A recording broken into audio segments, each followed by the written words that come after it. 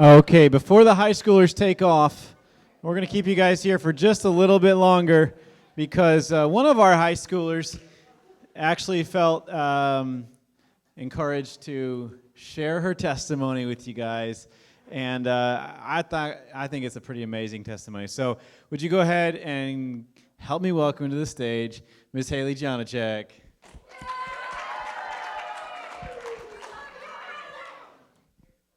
Speaking of God's goodness just keeps running after me, huh? Why don't you go ahead and share what you were going to say? Okay. I might rush a little bit because I am a little nervous. If you can't tell, my face is probably a little red. But I am adopted. So for the first 6 years of my life, I was abused. And the 6th year of my life, my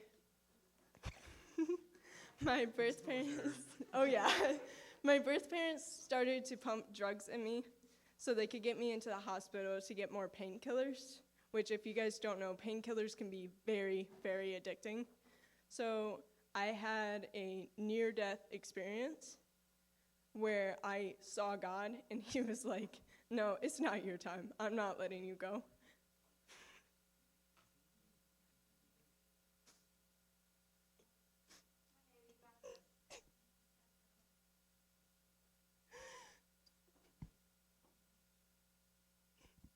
I knew I was going to cry. I'm sorry. I wanted to come up here because you usually see adults coming up here and saying, hey, this is what happened to me. And, you can't relate to them. So, I am 16 years old, and it's been 10 years since I've seen my birth parents.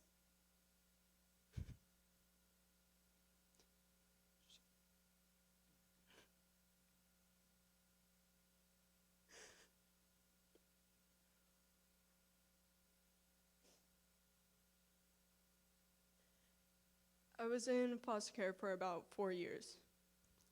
The first foster family I had, they took me in. And even if I wasn't blood, they made sure that I knew that I was loved. So at the age of 8, I was saved by the Lord because my father, that's when we're in foster care, we always call the people trying to adopt us or the people who are our guardians. Most people will just say that they're your guardians, but truly they're more than that. They take you in, even if you're blood, even if you're not. And my father at the time, he took me in and he took me around this neighborhood because he used to go knocking on people's doors. You would probably hear so many jokes about that from people.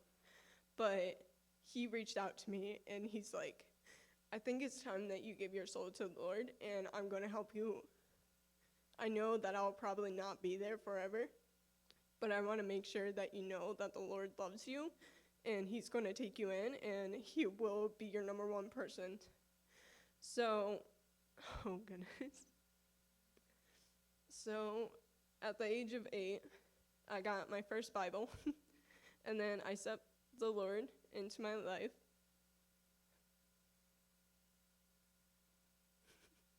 And then I went through 7 more families after that. I've been to a total of 7 schools, but that doesn't even count. It's so hard to move during school years because you have to transfer their schools, and there's just so much papers, and nobody wants to do papers. You can ask any camp counselor or anything. Nobody wants to do papers. So during the summers, it was I would move to every other week there'd be a new house that I'd be part of. And, well, when the last night when we were with our birth parents, I've been through homeless on many, many scales where my parents couldn't pay the bills because they were too busy buying drugs. So we would live with one of their drug dealers. I've been through homeless where we stayed in cars and slept in cars. I've been through the homeless where my dad got really, really sick because of the drugs that he had to the point where they had to put something in his nose so he could breathe. And I think we stayed a whole month in a waiting room. And then DHHS started to catch on, which, if you guys don't know what DHHS is, it's the system for foster care kids. Either people's parents have died, which is most causes, because that does happen, or people have been abused, or their family just like can't take care of them because of financials and everything. Well, I was part of that system for 4 years, like I said, 7 schools, multiple moving.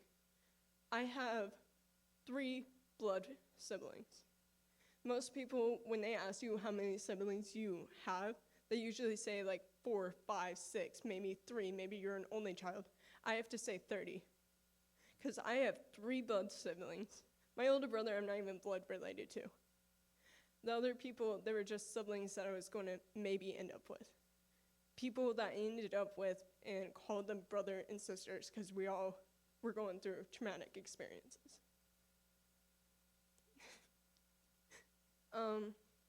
Yeah. And then I was adopted at the age of 10. So December 19th, 2018, I was adopted. That was in 5th grade. But I was also bullied for 2 years for being Christian and for believing in God.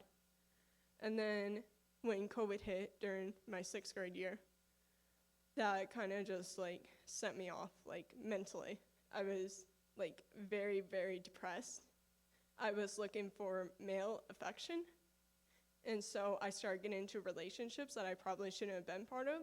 And I've been through like toxic, extremely toxic relationships. Like something that put me back on track because of God was because last year I was in an extreme toxic relationship to the point where this guy yelled at me one time because I came to church one day with my friend. He would yell at me constantly for being Christian and everything. And then, I don't know, I just started feeling sorry for myself and everything.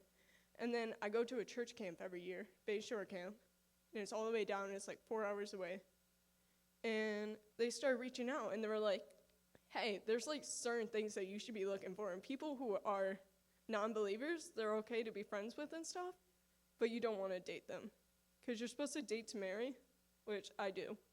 But like some kids around my age, they don't understand that.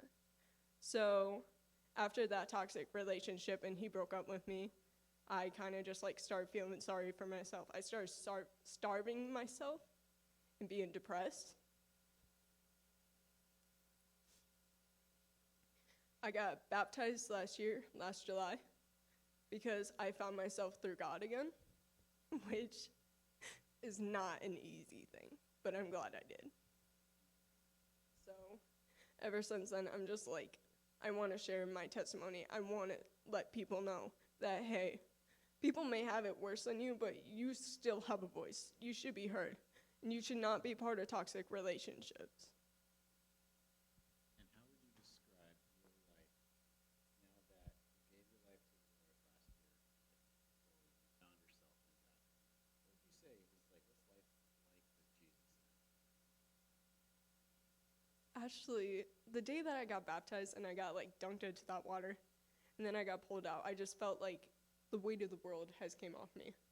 It was just like amazing and beautiful. And then I started like meeting new people who believed in God.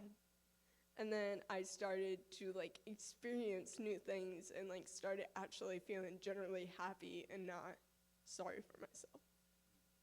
Would you recommend people just go all in for Jesus? Full sun. Well said. I love it. All right, give it up for Haley.